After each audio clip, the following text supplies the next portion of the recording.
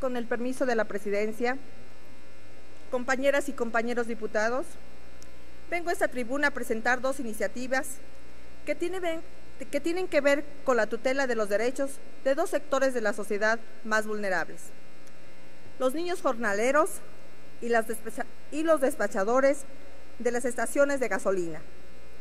En el primer caso, propongo la iniciativa con proyecto de decreto por el que se adiciona los párrafos quinto, sexto y séptimo del artículo 23 y reforma a la fracción octava del artículo 33 de la Ley General de Educación. Y en el segundo caso, la iniciativa con el proyecto de decreto por el que se reforma el artículo 34 de la Ley Federal del Trabajo. 344, perdón. Respecto a la primera iniciativa, lo motiva el derecho a la educación que goza todo mexicano. Lo consigna la Carta Magna, así como tratados y convenios internacionales signados por nuestro país. Sin embargo, ¿cuál es la situación real en la educación de los menores, cuyos padres cambian de residencia dentro del país para obtener el sustento de la familia? En los últimos años, trabajadores migrantes se desplazaron de una región a otra a escala nacional para incorporar su mano de obra en los campos agrícolas, pesca o la construcción. A esta dinámica migratoria, en la mayoría de los casos, se sumó la familia sin ninguna expectativa y en una elevada proporción se fue generando un conflicto migratorio. Según se observa, en un estado de indefensión y vulnerabilidad, con alta probabilidad de explotación, trata de personas, hostilidad y marginación, y que muestra una tendencia indeseable, la discriminación y una suerte de esclavitud laboral. Se ha señalado el carácter familiar que reviste la contratación de jornaleros para las regiones y actividades agroexportadoras del centro, occidente y norte del país. En esta población, jornaleros abundan los niños que también trabajan, no obstante que la ley del trabajo vigente establece la prohibición para la contratación de niños menores de 14 años con el fin de protegerlos y garantizar su educación. En sentido estricto, la necesidad económica hace que los migrantes internos posterguen la cuestión educativa de sus hijos, quienes corren el riesgo de quedar olvidados entre los pobres, sin calificación y sin educación, un infortunio evitable, ya que en México el Estado garantiza un sistema nacional de enseñanza gratuita, obligatoria, básica y media. Sobre esta base se deben revisar actitudes de los centros de trabajo que contratan a los trabajadores migrantes internos para evitar abusos al negar la oportunidad de que niños y niñas miembros de esas familias accedan a la escuela.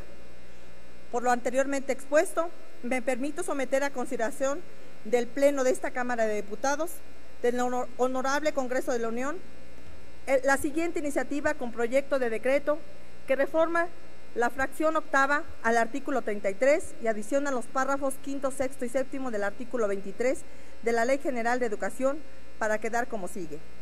La obligación arriba señalada tendrá la misma validez con carácter obligatorio a todo propietario de campo agrícola que contrate mano de obra de trabajadores jornaleros acompañados de familias a brindar la atención debida a la enseñanza de los niños y niñas.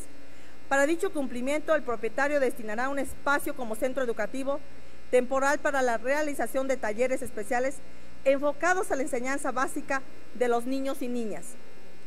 Dicho centro educativo será coordinado y supervisado por la autoridad educativa correspondiente al lugar donde esté ubicado el campo agrícola. La autoridad educativa proveerá de la planta docente necesaria y especializada para tales casos. También proporcionará constancia de estudios correspondientes que soliciten los trabajadores para asegurar la continuidad de estudios de sus hijos en otro lugar al que migren. Tal disposición para fortalecer el respeto a los derechos fundamentales de los niños y niñas y el cumplimiento de los artículos 3, 4 de la Constitución Política Mexicana.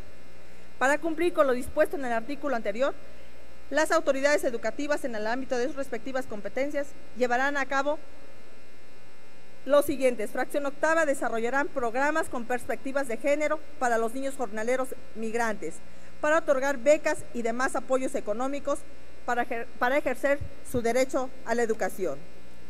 En relación a la segunda iniciativa respecto a los despachadores de las estaciones de gasolina,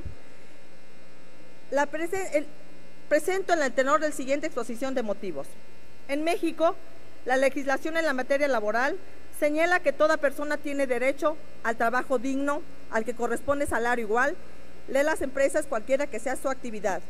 Estarán obligadas a proporcionar a sus trabajadores capacitación para el trabajo. Estos derechos establecidos en la Constitución y en las leyes se refiere también a la exigencia de la seguridad social, con el objetivo de garantizar el derecho a la salud, a la asistencia médica, a la protección de los medios de subsistencia y los servicios necesarios para el bienestar individual y colectivo, así como el otorgamiento de una pensión para los trabajadores, entre otras situaciones.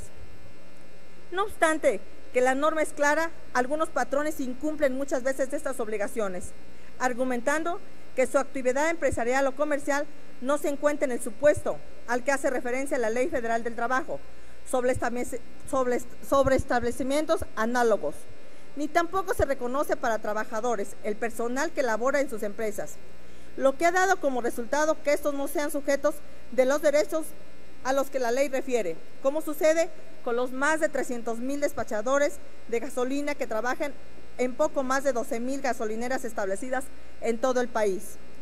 Trabajadores que solamente son favorecidos con propinas, se encuentran en total indefensión laboral al carecer de percepción fija y los mínimos beneficios de seguridad social y prestaciones. Creemos conveniente acabar con injusticias.